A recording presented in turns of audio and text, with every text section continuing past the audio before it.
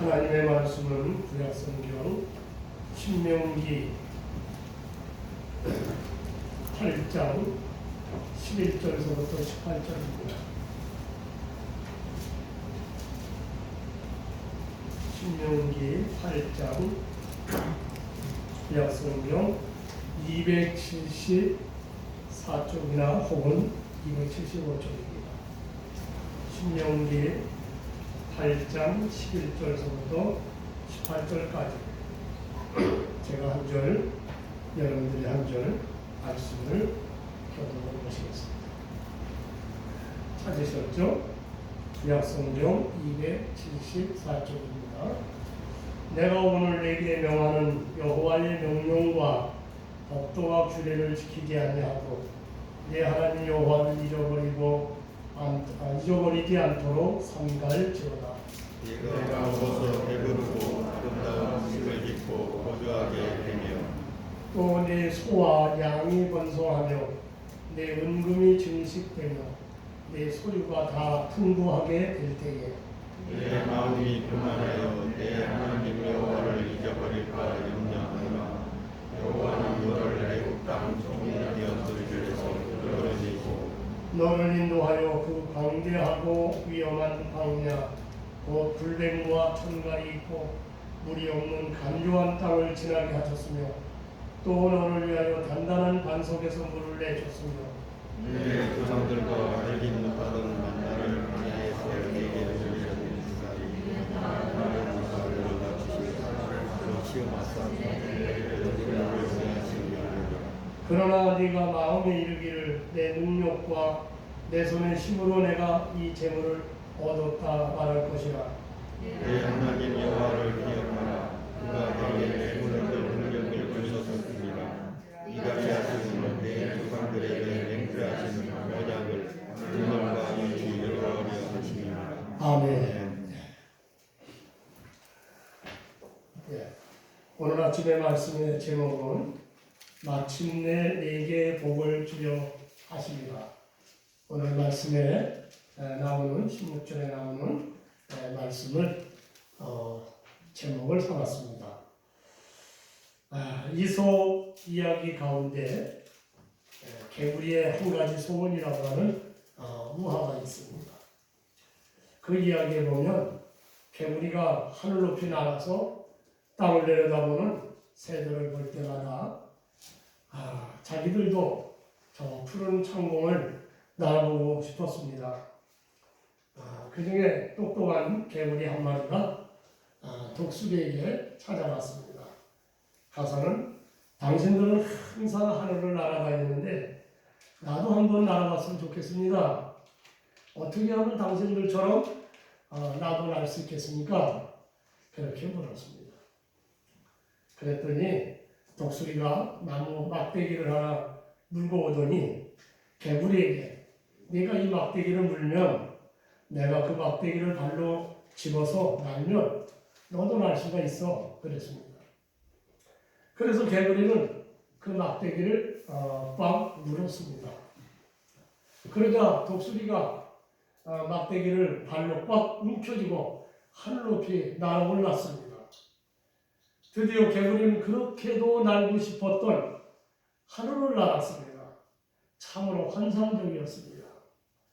그때 밑에 있는 개구리들이 그 하늘을 나는 개구리를 쳐다보면서 누가 그 기가 막힌 아이디어를 내느냐 하고 소리쳐 물었어요. 그때 하늘을 날던 막대기를 물고 날던 그 개구리가 내가 했지 그렇게 대답을 했습니다. 그 순간 그만 입에 물었던 막대기를 놓치는 바람에 땅에 떨어져 죽었다라고 하는 이야기입니다. 이것은 자신의 분수를 잊고 교만해진 사람들을 꼬집는 이야기죠. 오늘 본문 16절 말씀에 보면 네 조상들도 알지 못하던 만나를 광야에서 네게 먹이셨나니 이는 다 너를 낮추시며 너를 시험하사 마침내 네게 복을 주려 하심이니라라고 하심이었느니라고 말씀이 있습니다. 하나님께서는 하나님의 자녀된 성도들을 마침내 복을 주시기 위하여 시험을 하신다는 말씀입니다. 그러므로 하나님의 시험에 우리 모두 합격을 해야 되겠습니다. 그래서 마침내 하나님이 주시는 복을 받는 여러분 다 되시기를 주의 이름으로 축원합니다. 첫째 우리가 생각할 수 있는 것은 하나님께서는 마침내 복을 주시기 위하여 무엇보다 먼저 성도가 교만한가 겸손한가를 시험하신다고 했습니다. 12절로 14절 우리가 이 말씀을 보면은 이렇게 말씀하지요. 네가 먹어서 배부르고 아름다운 집을 짓고 거주하게 되며 또 네 소와 양이 번성하며 내 은금이 증식되며 내 소유가 풍부하게 될 때에 내 마음이 교만하여 내 하나님 여호와를 잊어버릴까 염려하노라 라고 했습니다.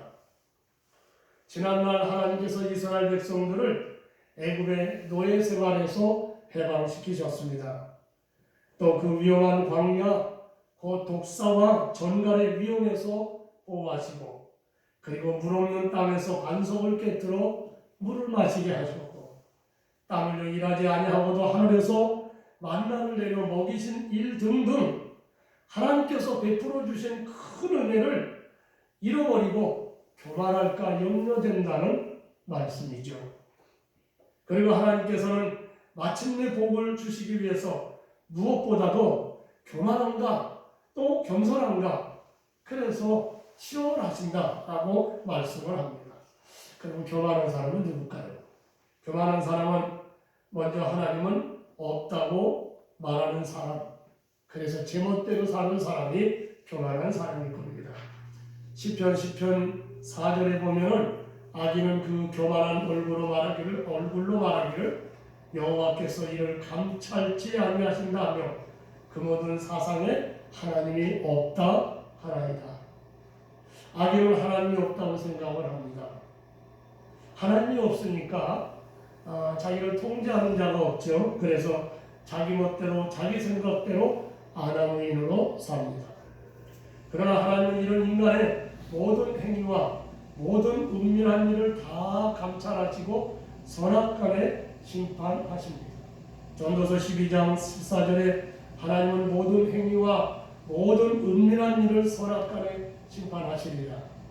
그러므로 인간의 모든 행사를 하나님은 조밀하게 다 들여다보신다는 겁니다. 우리가 정말 진실로 하나님 앞에 경건한 자로 사는지, 정말 하나님 앞에 사랑을 베풀고 사는지, 그리고 온 마음과 뜻을 다해 하나님 앞에 예배를 드리는지 아니면 억지로 예배를 드리는지 하나님은 다 감찰하신다는 겁니다. 여러분 제가 이렇게 말한 이것만 하나님은 우리를 감찰하시고 보시는 것은 아니죠. 하나님은 우리의 모든 행위를 다 보신다는 겁니다. 그러므로 교만한 자는 심판을 받을 수밖에 없다는 사실입니다. 또한 오늘 본문 17절 말씀에서 자신의 능력과 힘으로 내가 이 재물을 얻었다고 말하면서 하나님보다 자신을 높이고 자랑하는 자를 교만한 자라고 했습니다. 하나님께서 건강과 재능을 주시고 또 힘과 환경을 축복하셔서 잘 되었는데도 불구하고 다 하나님의 은혜로 모두 잘 되었습니다. 그렇게 믿지 않습니다. 자신의 능력으로 잘 되었다고 생각을 합니다. 다니엘서 보면은 바벨론 왕 느부갓네살이라고 하는 신바벨로니아의 아주 위대한 왕이죠.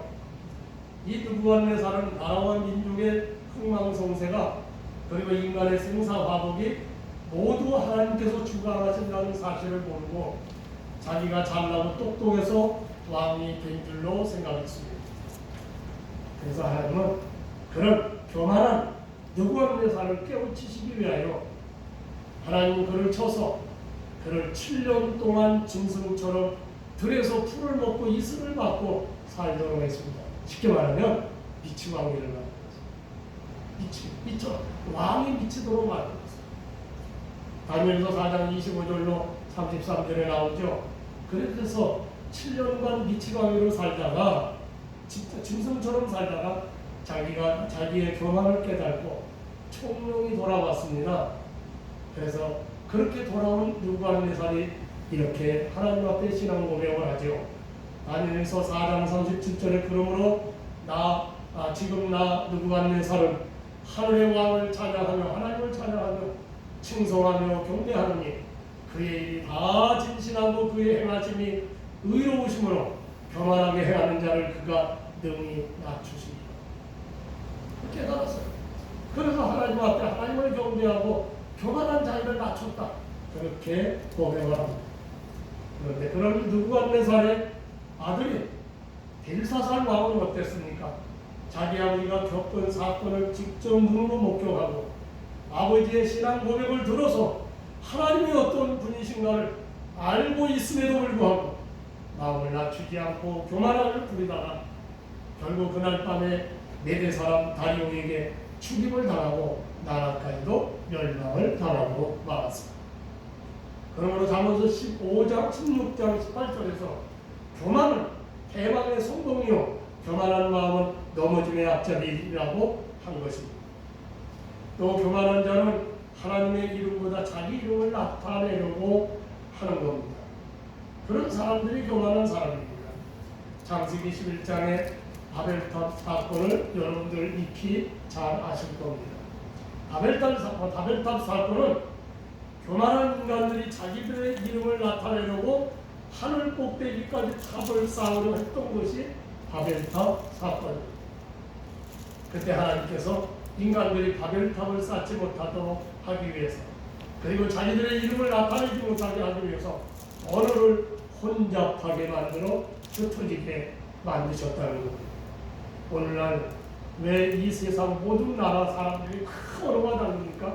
바로 그때 하나님께서 인간의 말을 혼잡하게 해서 다 말을 가까우로 만들어 놓으셨다는 겁니다. 교만한 가정은 하나님께서 흩으신다는 겁니다. 교만한 교회도 하나님께서 흩어버리십니다. 교만한 나라 백성은 분열되게 만드십니다. 그러므로 교만하면 이와 같이 자기의 이름을 나타내고 자기의 명성을 드러내려고 하면 하나님은 그를 망하시게 흩어지게 만드신다는 겁니다. 마지막으로 교만한 사람은 회개하지 않습니다. 회개하지 않는 이유는 맹인처럼 자신의 죄를 보지 못하기 때문이라는 겁니다. 예수님이 사역하실 때에 서기관들과 바리새인들이 그랬습니다. 그들은 자기 안에 온갖 더러운 것들이 가득하면서도 깨닫지 못했어요. 자기들이 더럽다고 하는 사실을 믿지 못했어요. 알지 못했어요. 그래서 회개할 줄 몰랐습니다. 그래서 예수님께서 서기관들과 바리새인들에게 이렇게 말씀을 하셨죠. 마태복음 23장 25절로 27절에 화 있을진저 외식하는 서기관들과 바리새인들이요 잔과 대접의 겉은 깨끗하되 그 안에는 탐욕과 방탕으로 가득하게 하는도다. 눈먼 바리새인들이요 너는 너희 안을 깨끗이 하라. 그리하면 겉도 깨끗하리라. 화 있을진저 외식하는 서기관들과 바리새인들이요 회칠한 무덤 같으니 겉으로는 아름답게 보이나 그 안에는 죽은 사람의 뼈와 모든 더러운 것이 가득하도다. 겉으로는 화려하겠군요. 아름답게 보이고 멋있게 보이지만 그 속은 썩어버렸다는 겁니다. 요한계시록 3장 17절로 19절에 라오디게아 교회 성도들이 그랬습니다. 영적으로 맹인이 되어 자신들의 영적인 모습을 몰랐습니다. 그래서 교만해가지고 나는 부자라 부유하여 부족할 것이 없다 라고 말했습니다. 그러나 주님께서는 라오디게아 교회 성도들에게 이렇게 말씀을 하셨죠. 너 네 곤고한 곳과 가련한 곳과 가난한 곳과 눈먼 곳과 벌거벗은 곳을 알지 못하노라. 내가 너를 권하노니 네게서 불로 연단한 금을 사서 부유하게 하고 신옷을 사서 입어 벌거벗은 수치를 보이지 않게 하고 안약을 사서 눈에 발라 보게 하라. 너는 내가 사랑하는 자를 책망하여 징계하노니 그러므로 네가 열심을 내라 회개하라 라고 하셨습니다. 라오디게아 교회는 그 지역이 굉장히 물질적으로 공업이 발달하고 말이면 먹고 살만한 동네니까 다 부유하게 살았다는 거예요. 겉으로는 화려하게 입었지만 그 속을 벌거벗은 참으로 불행한 영혼들이었다는 것이죠. 그렇기 때문에 주님이 그렇게 말씀을 하신 겁니다. 자신이 나름대로 신앙생활을 잘한다고 생각을 하고 부족한 것이 없다고 생각하고 깨닫지 못하고 회개할 줄 모르는 사람은 바로 교만한 사람입니다. 오늘 본문에서도 경고하고 있습니다만은 구약 성경에 나오는 이스라엘의 흥망성쇠와 관련된 중요한 패턴이 있습니다. 구약 성경을 읽어보면 이게 계속 돌아가요. 어떻게 돌아갑니까? 가나안 땅에서 이스라엘은 하나님의 복을 받아 풍요를 누리게 됩니다. 가나안에 하나님이 보내주셨으니까 그때 풍요하게 되니까 마음이 교만해집니다. 그리고 하나님의 출애굽의 은혜와 광야의 은혜를 다 잊어버립니다. 이스라엘이 자신의 힘으로 성공했다고 착각하게 됩니다. 그리고 하나님을 버리고 가나안 우상을 따르게 됩니다. 그러므로 하나님께서 이스라엘을 망하게 하십니다. 그러니까 이 패턴이 계속 구약 성경에 돌아가요. 특별히 여러분 사사기를 보시면 이 패턴이 계속 돌아가는 겁니다. 그리고 열왕기 상하를 보시고 역대 상하를 보시면 이 패턴이 계속 돌아가는 거예요. 그런데 오늘날에도 개인이나 공동체가 모두 이런 패턴으로 가고 있다는 사실이에요. 교회나 회사가 부흥하고 커집니다. 이제 오늘날을 적용을 합니다. 교회가 커지고 또한 회사가 부흥하여 커지면 그 다음엔 꼭 오는 게 뭐냐? 마음에 교만이 생기는 거예요. 교만해져요. 그리고 하나님의 은혜를 잊어버립니다. 자기들이 열심히 일을 해서 열심히 자기들이 잘해서 성공했다고 착각을 합니다. 그리고 물질과 건물에 매달리죠. 자, 돈을 벌면 더 많은 돈을 벌려고 난리를 치고, 예? 교회는 많이 확장하면 더 크게 확장하려고 무리한 확장을 하는 우상 숭배에 빠지게 됩니다. 그때 어떻게 합니까? 하나님이 치셔서 망하게 하는 겁니다. 이게 구약 성경의 그 패턴이에요. 그게 오늘 우리에게도 똑같이 돌아가는 이것만 잘 알면 오늘 저와 여러분들은 다 성공한다는 사실입니다. 검은 수탉과 붉은 수탉이 있었는데 아주 서로 친하게 지냈다고 합니다. 그런데 어느 날 그들이 사는 마을에 예쁜 암탉이 이사를 왔어요. 그 예쁜 암탉을 보고 검은 수탉은 그 예쁜 암탉을 사랑하게 됐습니다. 그런데 붉은 수탉도 그 예쁜 암탉을 사랑하게 됐어요. 그 결과 그 둘은 그렇게 친한 둘이 원수가 됐습니다.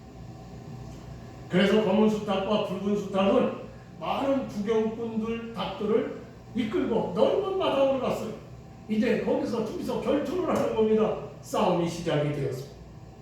그런데 검은 수탉이 붉은 수탉을 이겼습니다. 붉은 수탉은 원통했지만 솔직히 패배를 인정했습니다. 붉은 수탉을 이긴 검은 수탉은 얼마나 신이 나는지 단숨에 지붕으로 뛰어 올라가서 목을 고쳐 세우고 큰 소리로 꺾여 장닭이 울듯이 말입니다. 소리를 외쳤어요. 그런데 그 검은 수탉의 큰 소리가 잠자고 있던 숲속의 독수리를 깨웠습니다. 그리고 독수리는 닭들이 지켜보는 가운데 검은 수탉을 채워 날아가 버렸습니다. 하나님께서는 사랑하는 성도 여러분들에게 마침내 복을 주시려고 여러분의 마음을 낮추어 겸손하게 생활을 하는지, 신앙생활을 하는지, 아니면 교만하게 사는지 그 여부를 시험하신다는 사실입니다. 그러므로 하나님의 시험에 모두 합격해서 마침내 복을 받는 성도 여러분, 저와 여러분 다 되시기를 주의 이름으로 축원합니다. 두 번째는 하나님께서는 마침내 복을 주시기 위해서 우리가 어떠한 경우에도 하나님의 말씀을 지키는지 안 지키는지 아시고자 시험하신다고 했습니다. 어떠한 경우에도 어떠한 환경에도 말씀을 잘 지키는지 안 지키는지 우리를 그 여부를 보시려고 시험하셨다. 이스라엘 백성들이 애굽에서 해방되어 광야로 나온 지 한 달쯤 되었습니다. 그러자 애굽에서 가져온 양식이 다 떨어졌습니다. 그때 사실은요, 애굽에서 이스라엘 땅까지 걸어서 아무리 남녀 어린아이가 있고 병든 분들이 있다 하더라도 짐승이 슬슬 걷는 양들이 아무리 있다고 하더라도 약 20일 내지 길어봐야 한 달이면 충분히 가구로 남는 거리입니다. 그들이 가져온 양식이 한 달 정도 가져왔어요. 그때는 가나안에 들어간다고 생각을 했기 때문이죠. 그런데 양식이 다 떨어졌어요. 그런데 갈 길은 아직도 멀어요. 그러자 백성들이 모세와 아론을 원망하기 시작했어요. 자기들이 비록 애굽에서 종살이를 했을지라도 그때는 고기도 먹었고 그때는 떡도 빵도 배불리 먹었다는 겁니다. 그때 차라리 먹다가 죽게 내버려 두지 왜 이 황량한 광야로 우리를 이끌고 와서 우리를 굶어 죽게 만드느냐? 원망하고 불평을 했습니다. 근데 하나님께서 모세에게 이같이 말씀을 하셨죠. 출애굽기 16장 4절로 5절에 보라 내가 너희를 위하여 하늘에서 양식을 비같이 내리리니 백성이 나가서 일용할 것을 날마다 거둘 것이라. 이같이 하여 그들이 내 율법을 준행하나 아니하나 내가 시험하리라. 여섯째 날에는 그들이 그 거둔 것을 준비할지니 날마다 거두던 곳에 갑절이 되리라. 말씀을 쉽게 설명을 드리면 이렇습니다. 이제부터 하나님께서 하늘에서 만나를 비같이 내려 주실 것이라는 말씀입니다. 그러므로 백성들은 한 사람한테 한 오멜씩 그러니까 2리터씩 그 만나를 거두어서 일용할 양식으로 삼아 먹으라고 했습니다. 그러나 여섯째 되는 날에는 이제 안식일 전날이죠. 7일째가 안식일이니까 금요일날에는 평일과 다르게 만나를 갑절로 거두어서 제7일 그 안식일에도 나가서 거두지 않아도 먹을 수 있도록 해서 안식일을 거룩하게 지켜라 이렇게 하셨습니다. 과연 이스라엘 백성이 이 하나님의 말씀대로 준행하나 아니하나 시험하시겠다는 겁니다. 그런데 어떻게 됐습니까? 이스라엘 백성들이 욕심이 생겼습니다. 한 사람 앞에 한 5멜씩 거두라고 했는데 어떤 사람은 15멜, 어떤 사람은 15멜, 두 배, 세 배 만나를 거두었어요. 그러자 다 못 먹고 쌓아두었습니다. 다음날 아침에 보니까 그 만나에 벌레가 생기고 냄새가 나서 도무지 먹을 수가 없게 되고 말았다는 겁니다. 그러자 이번에는 안식일 전날 여섯째 날이 되었습니다. 하나님께서 뭐라고 하세요? 2배를 거둬라. 그리고 이튿날까지 먹어라. 그렇게 하셨는데 자기들이 경험을 해보니까 많이 거두어 다음 날까지 주니까 벌레가 생겼죠. 냄새가 나죠. 못 먹는 거예요. 그래서 하나님의 말씀대로 하지 않고 자기들의 경험대로 하루치밖에 거두지 않았어요. 하루치밖에. 그러자 하나님의 말씀대로 순종하여 이틀치 만나를 거둔 사람들은 그 만나 다음 달이 되어도 만나는 전혀 상하지가 않았습니다. 그래서 굶주리지 않고 안식일에도 배불리 먹었습니다. 그러나 불순종하여 하루치만 만나를 거두었던 사람들은 안식일에 굶주리고 말고. 하나님께서 분명히 이스라엘 백성들이 하나님의 말씀을 지키는지 안 지키는지를 시험하시겠다고 하셨는데도 그들은 지키지 않았습니다. 하나님의 말씀을 지키면 복을 받는데 말입니다.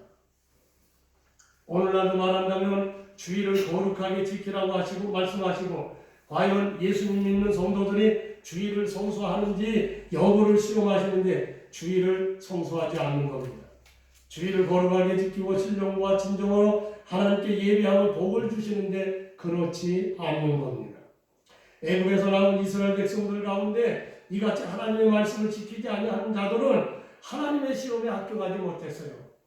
원망과 불평을 일삼았던 사람들은 한 사람도 약속된 축복의 땅 가나안 땅에 들어가지 못했습니다. 그러나 하나님의 말씀을 믿고 순종한 자들은 다 가나안 땅에 들어간 겁니다.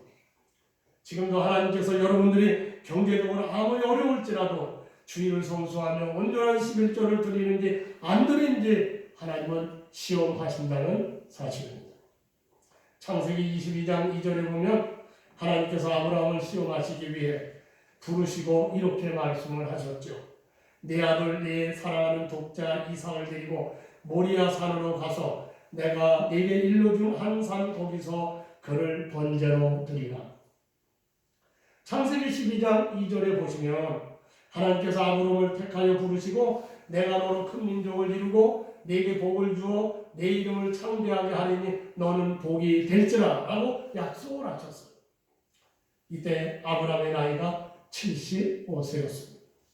그리고 큰 민족을 이루어 주시겠다고 약속하신 지 25년이 지나서 100세가 돼서야 드디어 아들 이삭을 주셨습니다. 그런데 그렇게 어렵사리 얻은 그 아들 이삭을 번제로 바쳐라. 죽여가지고 불로 태워서 바쳐라. 이 말입니다. 얼마나 당황했겠습니까? 예? 여러분, 그 상황이 우리 상황이 아니니까 우리가 잘 이해가 안 됩니다만, 그래버리면 어떻게 저와 여러분들은 어떻게 하셔야 될까요? 아마 전 믿음이 없어가지고 저는 항의할 것 같아요. 말도 안 되는 얘기를 합니다. 하고 순종을 못할 것 같아요. 그러나 아브라함은 하나님의 이 같은 명령을 그의 아내 사라에게 알리거나 의도하지 않았어요. 아마 아내에게 이 말을 하면 아내 펄펄 뛸 겁니다. 그래서 못할 겁니다. 얘기 안 했어요. 그리고 다음날 아침 일찍 아들을 데리고 하나님께서 지시하신 모리아 산으로 갔습니다. 그때 갈 때 어디 가시오? 좀 갔다 올 때가 있어. 걱정하지 마. 그리고 아들을 데리고 갔을 겁니다. 그리고 이삭을 묶고 제단에 올려놓고 칼을 들어 아들을 죽이고자 했습니다. 왜? 이제는 번제로 바쳐야 되니까. 바로 그때 하늘로부터 하나님의 사자가 불렀습니다. 창세기 22장 11절 12절에 아브라함아 그 아이에게 내 손을 대지 말라. 그에게 아무 일도 하지 말라. 내가 내 아들 내 독자까지라도 내게 아끼지 아니하였으니 내가 이제야 네가 하나님을 경외하는 줄로 아노라. 하나님의 시험에 아브라함이 합격한 겁니다. 이 일로 아브라함은 믿음의 조상이 된 겁니다. 독자 이삭을 번제물로 바친다고 하는 것은 인간의 상식으로는 도저히 이해할 수 없는 말씀입니다. 도저히 이해할 수 없는 말씀입니다. 죄사함을 받기 위하여 짐승을 제물로 바치지 않고 사람을 번제물로 바친다고 하는 것은 윤리적으로나 이성적으로 판단할 때에 도저히 이해할 수 없는 일입니다. 또한 내가 내가 큰 민족을 이루게 하리라 라는 약속을 따라 약속을 따라 주신 그 아들을 하나님께 번제물로 바친다는 것도 어찌 보면 하나님 스스로 약속을 파기하는 것이어서 도저히 납득되지 않는 일입니다. 그러나 아브라함은 전혀 하나님의 말씀에 의심하거나 이성적으로 판단하지 않고 그대로 순종했습니다. 히브리서에 보면은 하나님이 이렇게 바치라고 죽여놓고도 도로 살려주실 것이다. 그렇게 믿었다고 히브리서에는 이야기하고 있습니다. 인간의 상식과 이성이나 윤리보다 하나님을 믿었기 때문입니다. 그렇습니다. 하나님을 믿는 마음으로 말씀을 지키시기를 바랍니다. 하나님께서는 인간이 하나님을 전적으로 신뢰하고 말씀을 지킬 때 마침내 복을 내려주십니다. 과연 하나님의 말씀을 지키는 그 시험을 통과하면 마침내 복을 주시는 줄 믿으시기를 축원합니다. 세 번째는 하나님께서는 마침내 복을 주시기 위해 우리가 하나님을 사랑하는지 그 여부를 하시고자 시험하신다고 했습니다. 우리 본문은 아니지만 그 뒤에 신명기 13장 3절에 너희 하나님 여호와께서 너희가 마음을 다하고 뜻을 다하여 너희의 하나님 여호와를 사랑하는 여부를 알려하여 너희를 시험하십니다. 어느 선교사가 글이 없는 미개한 지역에 들어가서 글자를 만들어주고 성경을 번역하여 복음을 전하였습니다. 그런데 성경을 번역하는 중에 이 부족들에게 순종이라고 하는 단어를 설명해 줘야 되겠는데 어떻게 설명을 해야 하는지 난감했습니다. 그래서 이 선교사는 이 부족들이 가지고 있는 말 중에서 순종이라고 하는 개념과 가까운 말이 없을까 하고 찾는 말 중에 하나를 찾았습니다. 그 말은 마음을 나누지 않는다는 그런 말이었습니다. 마음을 나누지 않는다. 선교사는 순종이라는 말을 이 말로 번역을 했습니다. 하나님께 마음을 나누지 않습니다. 그것이 순종이라고 이렇게 그렇습니다. 마음이 나누지 않는 오직 한 마음으로 하나님의 뜻을 따르는 것이 순종이라는 겁니다. 이렇게 하나님을 순종하는 것은 곧 하나님을 사랑하는 겁니다. 그런 거로 성경은 말씀하죠. 신명기 6장 5절에 너희 마음을 다하고 성품을 다하고 힘을 다하여 내 하나님 여호와를 사랑하라. 베드로가 여러 제자들 앞에서 예수님께 이렇게 선언을 했습니다. 마태복음 26장 33절에 모두 주를 버릴지라도 나는 결코 버리지 않겠나이다. 다른 사람 다 버려도 나는 주님을 안 버립니다. 맹세했어.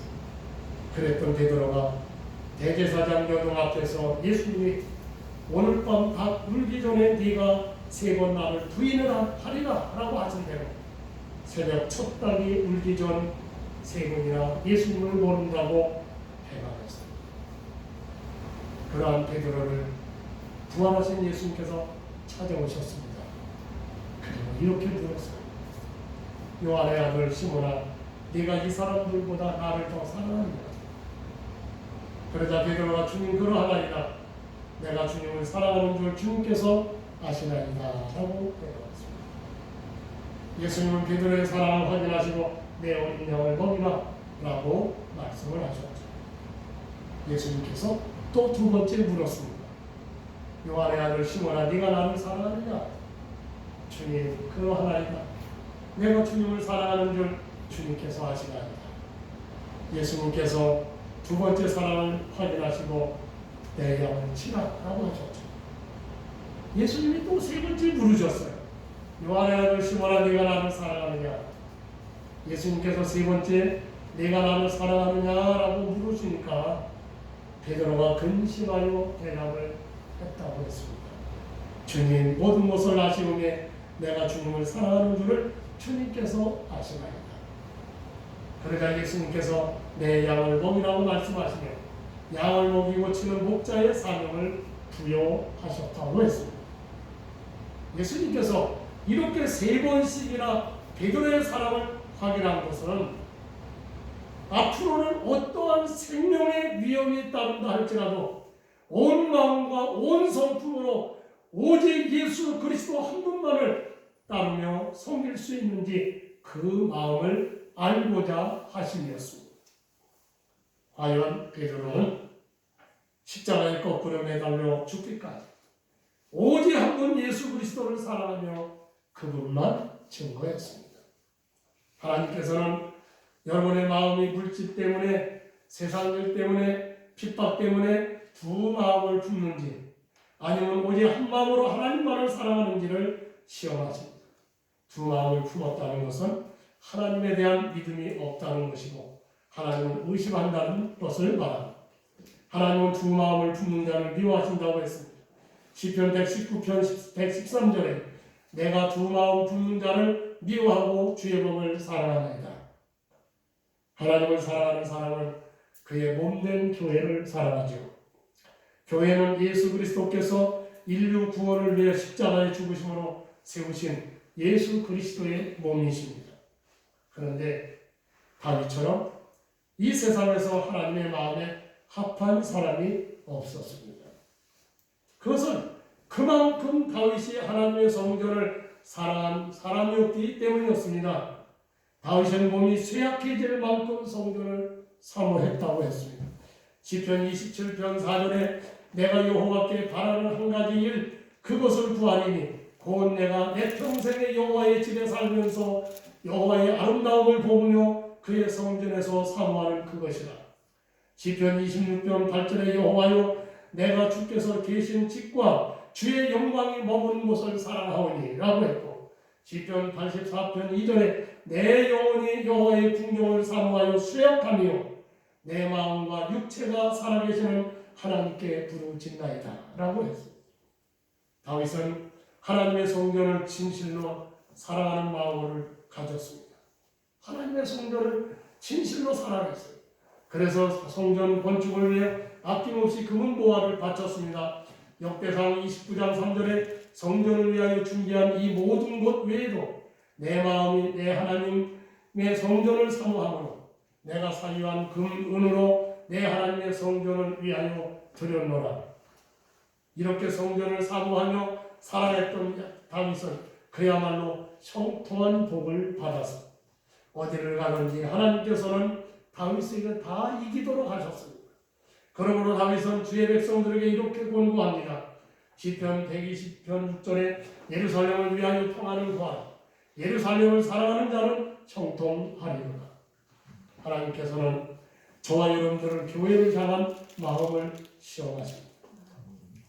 예수님께서 십자가에 피 흘려 세우신 교회, 인류 구원을 위하여 영원한 반석 위에 세우신 교회, 인류 구원을 위해 생명수와 생명의 떡이 넘치는 시온성과 같은 교회를 여러분 사랑하시기를 바랍니다. 이 교회를 위해 눈물과 기도로 생명을 다하기까지 늘 봉사하며 사랑하시기를 축원합니다. 그리고 마침내 복을 주시려는 시험인 교만하지 않고 겸손한 사람인지, 어떠한 경우에도 하나님의 말씀에 순종하는 사람인지, 또한 하나님을 사랑하고 하나님의 몸된 교회를 사랑하는지를 시험하시는 하나님의 시험에 모두들 합격하셔서 마침내 부어주시는 하나님의 복을 충만히 받으시기를 주의 이름으로 축원합니다. 기도하시겠습니다. 사랑하시는 아버지, 은혜와 사랑하심을 감사합니다. 주께서 이와 같이 저희들을 사랑하셔서 마침내 우리에게 복을 주시려고 여러 가지로 우리를 시험하신다고 했습니다. 우리가 교만한 사람인지 겸손한 사람인지, 어떠한 경우에도 하나님의 말씀을 순종하는 사람인지, 그리고 하나님을 사랑하고 주의 몸된 교회를 사랑하는지를 아버지 주님은 우리의 그 여부를 보시려고 시험하신다고 했습니다. 주여, 우리가 이 시험에 다 합격하는 자가 되게 하여 주옵소서. 우리는 힘이 없습니다. 오직 주님의 수의 성령이 우리를 붙잡으셔서 아버지 사모하는 마음으로 이 시험을 능히 이겨 아버지는 잘 이렇게 통과하여 마침내 주시는 그 하나님의 복을 받는 저희들 다 되도록 우리 부천 소망교회에 속한 모든 성도님들을 축복하여 주시옵소서. 예수님의 귀하신 이름으로 기도합나이다. 아멘.